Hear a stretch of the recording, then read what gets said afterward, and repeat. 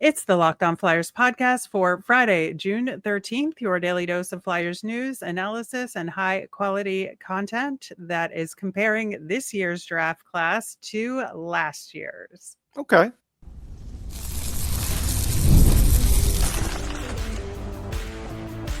You're Locked On Flyers, your daily podcast on the Philadelphia Flyers. Part of the Locked On Podcast Network, your team every day. Hey there, and thanks for making Locked On Flyers your first listen every day. I am Rachel Donner. I've been podcasting about the Flyers, the NHL, and hockey for a decade, and I'm here with prospect expert and Flyers credentialed reporter for 19 years, Russ Cohen. Today's episode is brought to you by FanDuel. Right now, new FanDuel customers can get $200 in bonus bets if that first $5 bet wins. To keep up with our latest episodes and Flyers news, you can find us at Locked On Flyers on all your favorite socials, and of course, here on the Locked On Podcast Network, your team every day. And speaking of our latest episodes, Russ, yesterday we did a whole extended episode with Brad Allen of hockeyprospect.com and Hockey Prospect Radio on SiriusXM, all about the goaltenders available in this upcoming draft, or at least the top 5 in what you have heard so far. If you haven't listened, please go back and listen. It's a very detailed, very technical look at the goalies in this year's draft and pros and cons of those top 5. Plus, we're going to bring you a bonus episode on Sunday with some of the stuff on the cutting room floor from that conversation, including a look at Ivan Fedotov, his height, and how goalie height affects their potential and performance, which was an absolutely incredible part of the conversation. I mean, we've thought about things like that, but I never gave it a lot of thought. Yeah, and I learned a ton from that aspect of the conversation. So we're going to bring you that. It'll include a little bit of our conversation about other goalies in the draft, not just the top 5, and a little bit about Alexei Kolosov as well. So stay tuned for that. Noah Cates made himself available to talk about his new contract, and I think he's pretty happy about getting a 4-year deal in the NHL. And it was very clear that, thinking back, that's not something he ever thought he would be able to secure when he was in college, a contract like this. Yeah, no doubt. I mean, I covered him in the USHL and in college, covered him in the Frozen Four. And so, yeah, I've watched the progression of him, and he's just a hardworking guy that appreciates everything. And this is big for him. Like, you know, can I say he's definitely getting a bigger contract than this? I don't know. This could be the biggest contract he signs. So he's going to treat it that way, and he's going to give it, 100%. And that's great.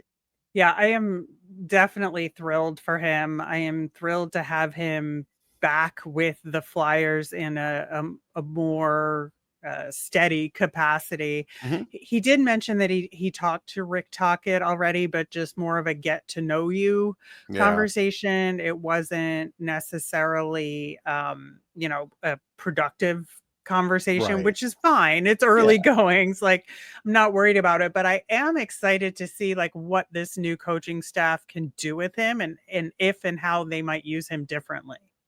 Yeah, I mean, I don't have a good feel for how that's going to go down, so it'll be fun to see.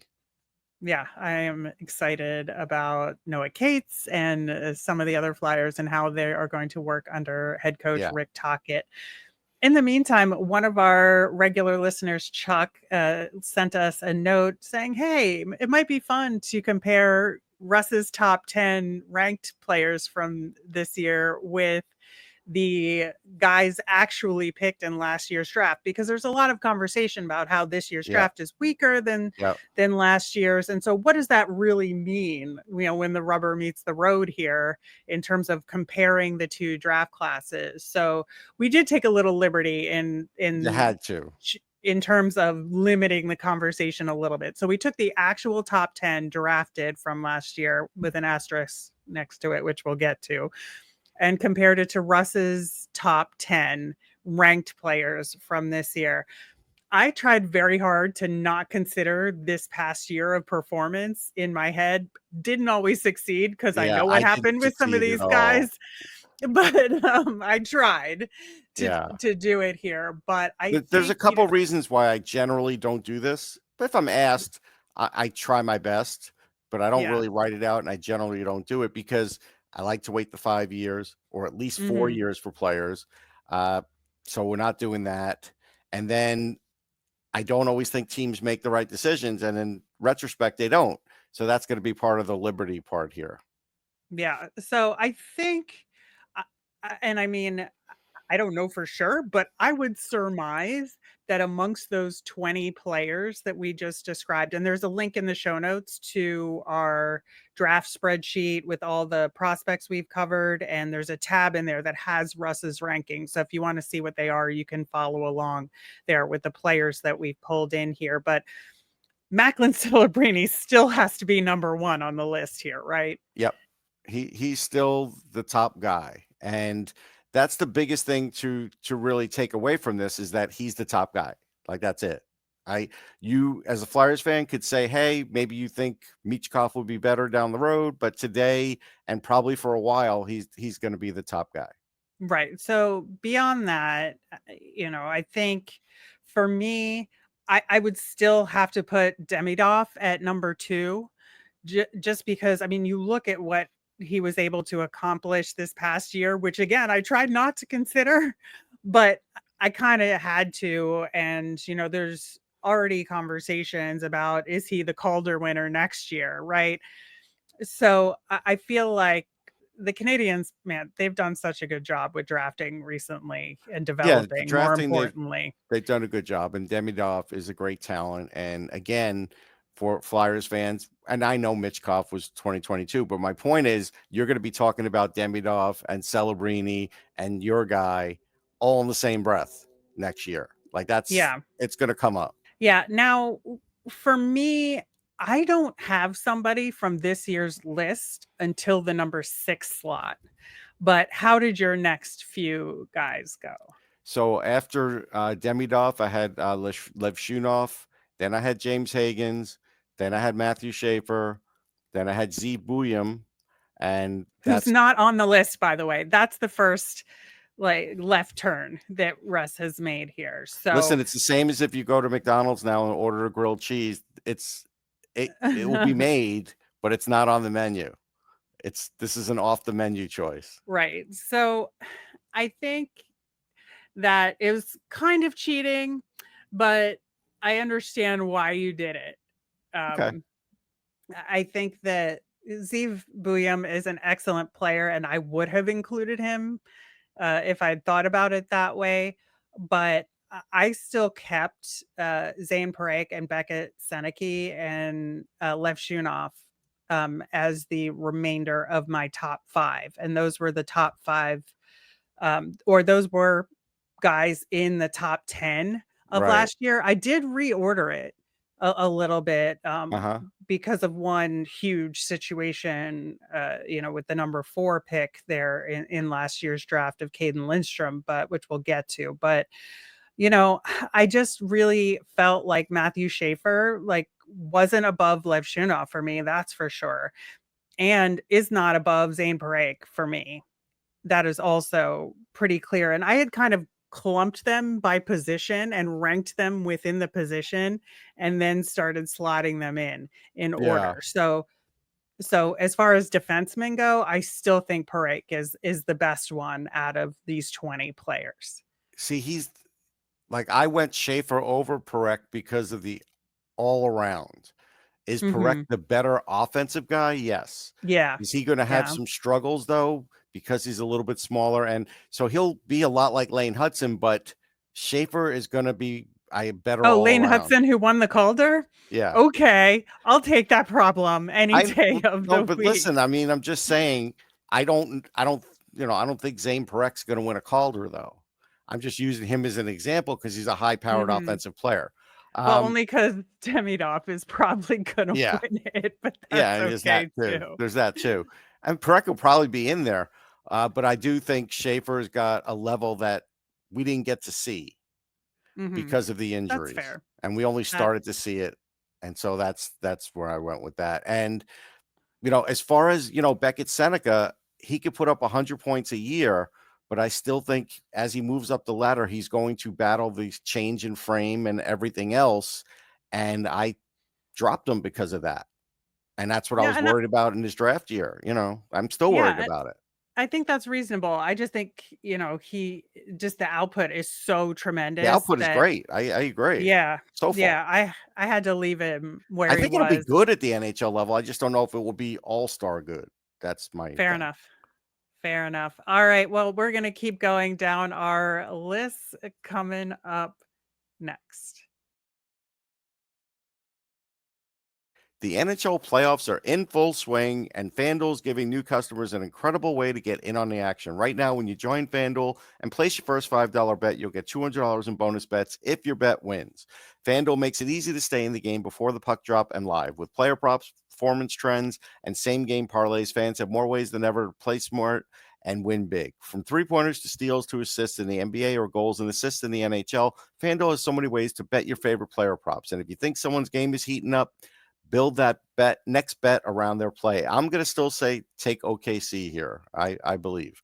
New to FanDuel, it's the perfect time to sign up. Head to FanDuel.com and place your first $5 bet. If it wins, you'll get $200 in bonus bets. Make every moment more with FanDuel, official sports betting partner of the NBA.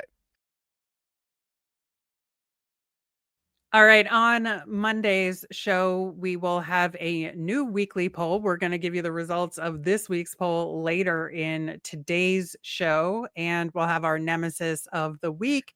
We're going to be doing more draft profiles because it's the second to last week before the NHL draft, and we'll start to consolidate all of that with our recommendations for the Flyers strategy going into the NHL draft as well. Plus, we'll have that bonus episode on Sunday that we already talked about. So keep an eye out for that as well. Digging back into this reseeding project that Chuck gave us, honestly, I had a lot of fun doing it. We matched on a For few. I sure. think that's interesting because, we had no idea what we were going to do. Yeah. Yeah. So you left turned and picked Zeev Bayum, who Yeah. really wasn't on the list. So that's where I had Matthew Schaefer. Right. Next is where we matched a couple of guys on Yep. our list with Michael Misa and from this year, and then Tisha Ginla from last year. So why did you put them there? Yeah, I think Misa proved a little bit more to me strength-wise. Like when I saw him at the combine, I was like, damn, this guy's he's getting in shape. He had let us know that he's working with Barb Underhill, which is always good Mhm. news. She's the best in the business for skating, or one of the best. So those things are fantastic. Yeah, I think so. And I think both of them are excellent players with a lot of potential. And I Yeah. think that Aginla kind of went where he should have gone Yeah, he had a in really the great year. draft. Yep. So I got no beef with that. And then you did another break here, Russ, Mhm. where you pulled out Consta Hellenius, who I know you love. I loved him too. Didn't make that top 10 though. So I went with Porter Martone next on my list, who you had just under Hellenius. So I feel like again there was a little bit of Yeah, we're pretty a close. similar thinking there. We are pretty close in thinking. I was very high on Hellenius. I still am. I believe he won AHL Player of the Year. That's a great sign for the Sabres fans. I liked what I saw out of him internationally. I'm still really high on this guy. Yeah, I absolutely agree. Again, I just didn't put him there because he And wasn't a Martone, you part know of how I the. feel about Martone. So Yeah, yeah. Well, and we feel similarly about him. I think he just has so much high upside, and I'm bummed out that he won't be there for the Flyers, but good yeah, luck to him wherever he ends up. That's where you slotted Beckett Seneke yeah. next, who I had kept up higher on the list. Hmm. I still think he's a super strong prospect, and I think it's fair though. Like your point, it's about him are super fair. And then next on my list and next on your list under him, similar order of Anton Frondell and Caleb Desnoyers Yep. from this year's draft. Yeah, I think Frondell proved to anybody that if they're worried about injuries, that he's super fit Mm-hmm. and actually in better shape than people thought, could do a lot more, was great in the Wingate. I did a Anton Frondell versus Caleb Desnoyers comparison on NHL Draft Buzz that just came out. I did it with with the prospect Don. It was a collaboration, so people could check that out. And We'll put a link to that in the show notes for you. Yeah. And so as close as we have them on this list and everything else, that's how close they are in real life. Like it's just so close. It's interesting because there's a very high possibility that Anton Frondell will be gone and Caleb Desnoyers will be there for the Flyers. And I think that, like, for me, again, getting semi-attached to Anton Frondell and then have him sort of explode in the rankings, I'm not going to feel bad if Caleb Desnoyers is there. No, you shouldn't. That's the thing. Is like, because they're so close, to your point. Yes, I think that close. if a Caleb lot of these Desnoyers, players on I'm this not list, saying he'll be there either, but yeah. if he is, I'm like, I will not be upset about that. That's a lot of players in this list are very close. Like, at times we're splitting hairs. Yeah. And then this is where I put James Higgins, just because I understand people's hesitancy about him, and this is just a difference of opinion that some people have versus others, and you have him higher than I do. Again, would not be upset if the Flyers got him. I would prefer one of these other guys at the center position for the Flyers that we have right now. I want like a bigger, tougher center for the Flyers right now. But I think James Higgins has a lot of potential as well. Now, this is where I put Carter Yakimchuk, defenseman from last year's draft that you left off your list because you put some additional guys in there instead. I still think wasn't in my top 10, and it's just like he's still not, even after in retrospect. I like him. He's got a big shot. I thought the Flyers should have looked at him as well because he is going to be an NHLer. It's just and he went 7th overall last year. So I think that, maybe he went a little higher than I would have picked him overall, but I still think he's a top 10 draft pick guy from last year. And so I'm fine with him there. And then after that, I have Jake O'Brien from this year's draft, who you don't have on your list. So you would have dropped him off of barely. The board here. He's the next guy. I struggled between him and the guy we'll mention at the end, but Anton Siliev is coming over. And so I don't think he'll play in the NHL right away, but you never know. He was playing in the KHL. And that's a factor. Yeah, and so that's why I have Siliev next on my list. You have him just under Caleb Desnoyers, so we're like one slot off here. One slot between our two lists, and I think for me, it's the unknown factor of the KHL and defenseman that led me to have him go this far down. Now, he was the 10th overall pick last year, so this isn't raising his profile that much relative to this year's draft. If we're doing this comparing, but now we're going to see a lot more of him. Right, exactly. Now that he's coming over, we'll have a lot more information in this upcoming year. Because I just want to point out something.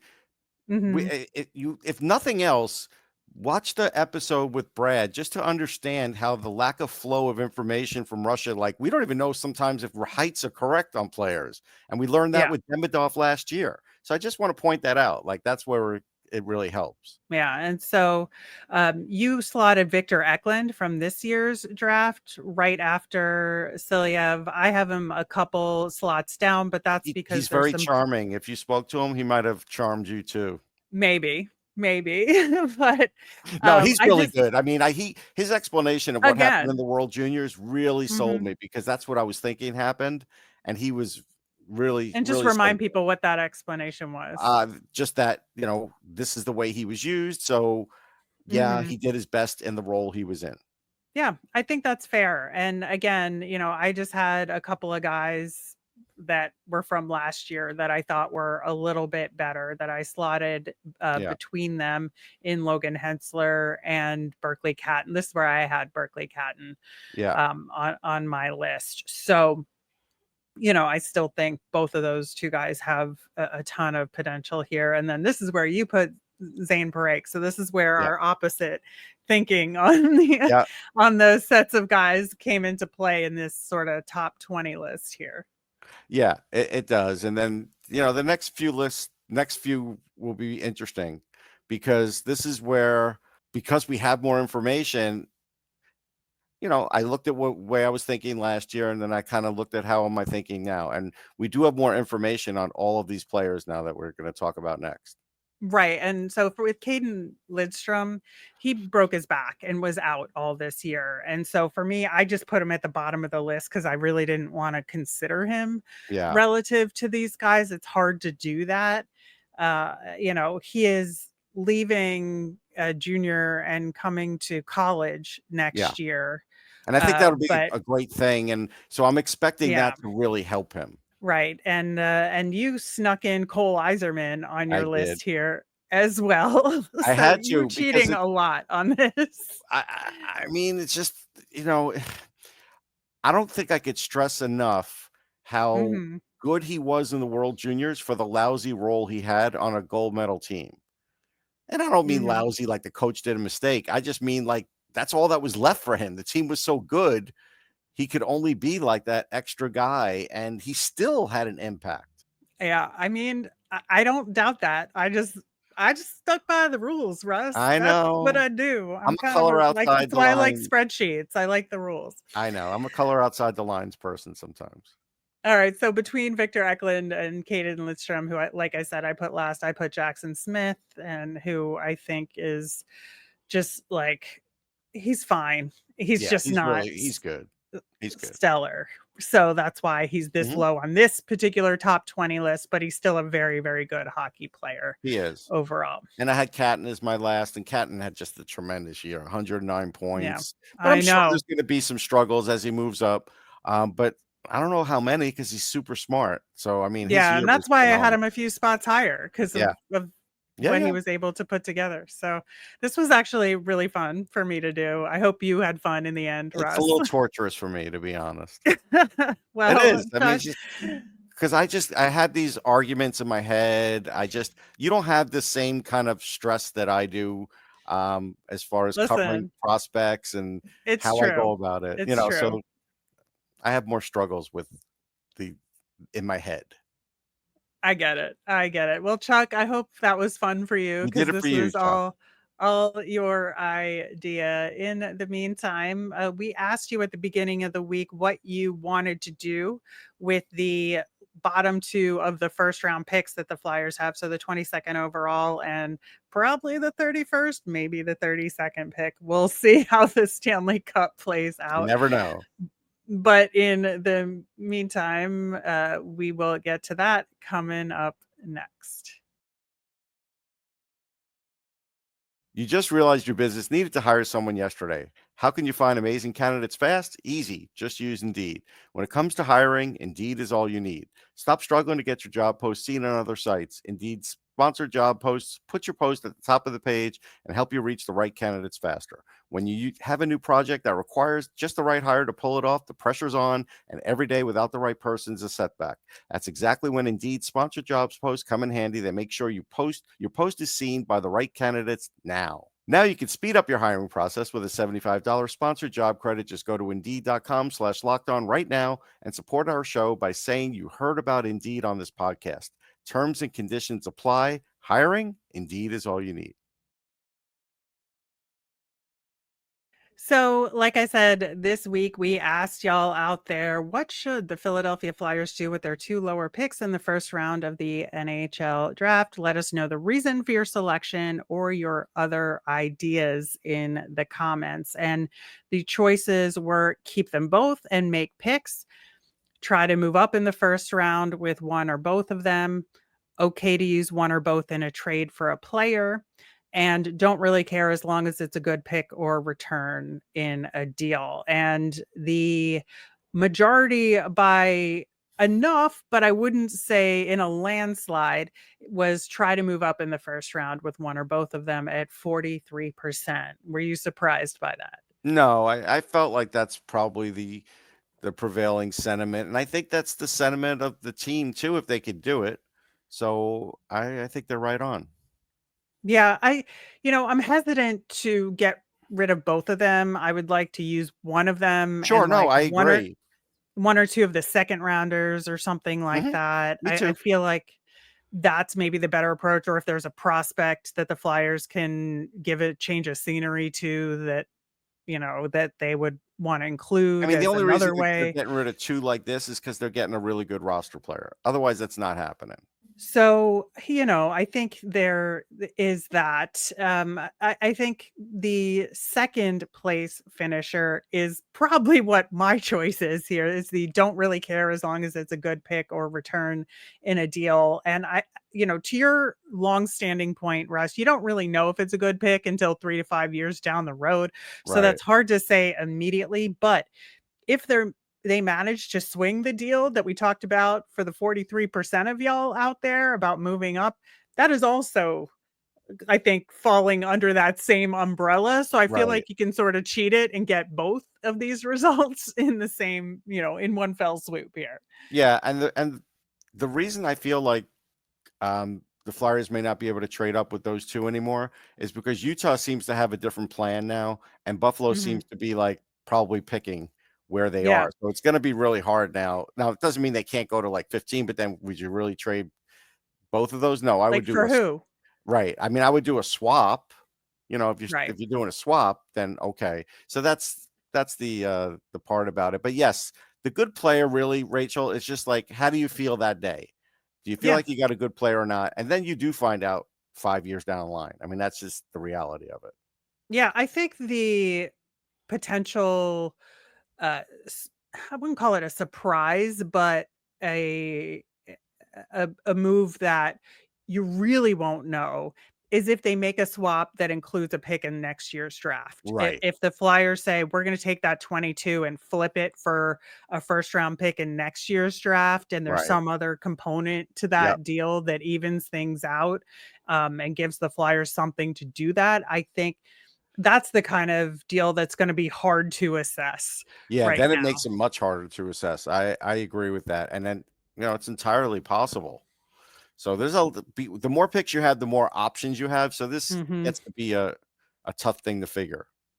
Right, and so the 3rd place finisher here was keep them both and make picks, and, I would not fault the Flyers for doing that. We've talked about some of the challenges that the Flyers would have at 22 in terms of, do you go with a goaltender? Do you go with a winger? Do you go with a defenseman if you've already picked a center? I mean, there's so many different permutations here that keeping that pick actually seems appealing in a lot of ways. Right. So the argument for me would be like if they want to get a goalie, then I think you need all 3 picks, Mhm. just to be able to get Ravensburg, and if that's who they have as their top goalie, as an example. And then after that, it's kind of like, all right, if I had to choose, and this isn't the choice on the poll, but again, I'm going to cheat. Am I keeping all the first rounders and then I'm just trading some of the second rounders? Yeah, that's my preference because I think I have an idea of where the talent lies in this draft. And so that would be Mhm. more aligned with that. Yeah, I think that's reasonable. It's just, it's a very, very unique situation, and I think the Flyers are in here. I think, it's even vastly different than when the Bruins had those 3 picks in a row and just completely borked it. But I Yeah. think that um, the opportunity here is very, very good. And I think there's a lot of different ways to get very positive results, and I think very few ways to get very negative results unless you absolutely think their draft board was so far off base. Right. Yeah. I mean, I think that's fair. I mean, yeah, but this again, I do think the fans got this right. I do. I do too, and the last place finisher was here is okay to use one or both in a trade for a player, which I think is interesting because a lot of people um, think that okay, if they pick a center near the top of this draft, we have Luchenko coming down the pike. Maybe we got to trade for a defenseman now, right? Or trade for a goaltender, It still if could be a whichever. trade for a center though, too. Like I that's the know funny thing. that's the So it thing. it really is based on availability, not so much what they might need Hmm. because now you're trading and so like you're a little bit more limited. But this is why you have picks to do these kinds of things and have these kinds of options. Right, and that's the question is what is your priority now for the Flyers? Is it continuing to build for a year to 3 years down the road, or is it really to take a step forward this year in a significant way, which would make you more likely to trade for a player this year, I think. Yeah, my feeling is you're still building for a year to 3 down the line, only because, and I'm not saying they shouldn't try and take a step, but as you saw from a couple of years ago, when you do play over what's kind of expected, for lack of a better term, stepping back is also an option when you're kind of in this mode. And so, Right. like, same thing stands for this year. Now, if they stepped back this year, not because players weren't developing, but just because other teams got better and it's just circumstances, I think it's okay. And also, you'd have a chance at Gavin McKenna, which I think is more than okay. So, because you know how I feel about him. So it's like, I think they're in this spot right now where I'm not saying you shouldn't try and get better, but other teams are too, right? So you have to be careful with the arms race. And what I see so far in free agency is that we're going to see super inflated salaries. So that even means if you're trading For for a guys that player, don't deserve it, in my like opinion. Mitch Marner might be the highest paid player in hockey. Like that's which is, probably what's going to happen. I mean, should he be a top 10 player in hockey? Maybe. Top? No. Right. But that's what's going to happen. So that means if you're getting a player that knows the cap's going up and is looking for that payday, Danny Briere now is paying more than he would have paid last year. Right. And so I think that's the general sentiment that everybody has here. It showed up in the comments too, with several people saying, just get better. I don't Yeah. care how, just get I better. get it. And, there were a couple like specific comments here about things that they should do, in terms of, Guido says not a goalie in the first round. I'm very confident with Zavragin, who we talked about with Brad, build a very solid Listen, defense first. I'm not against what he's saying. I don't think they have to get a goalie in the first round, but I think if they evaluate and say, yeah, we think Zavragin's really good too, but we want to hedge against that bet and make sure that we got two guys that we could really count on for like 10 years, then get them. So I think it comes down to that. If they feel like, there's something else pressing, then do that. Yeah, Jerry said get Demidov, which we just talked about him. There's like no way that is going to happen. Less than 0% chance. I got a nice laugh out of that Yes. comment. That's for sure. And Keith commented, pick Ben Kindle. My son played with him through minor hockey. He seems to score those clutch goals. We just talked about him this week. Did a profile. I really enjoyed talking to him. I think he's got a tremendous release on a shot. The only thing I wondered is, and I know he has good speed, will he continue to just be able to get behind the defense when he needs to? But he's really super creative. So Flyers spoke to him. So you might get your wish.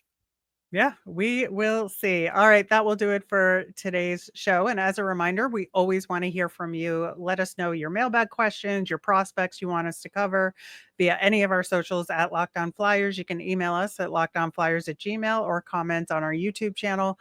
I'm Rachel. I'm on Blue Sky and Twitter at rmiriam. That's RMIRIAM. I'm Russ. I'm at Sportsology on the same socials, SPORTSOLOGY. Thanks for making Locked On Flyers your first listen today. For your next listen, check out the all-new Locked On NHL Game Night. It's every game, every night until the Stanley Cup is awarded. Get local analysis on a national scale with NHL Game Night on Locked On NHL on YouTube or wherever you listen to podcasts. Have a great day, everyone.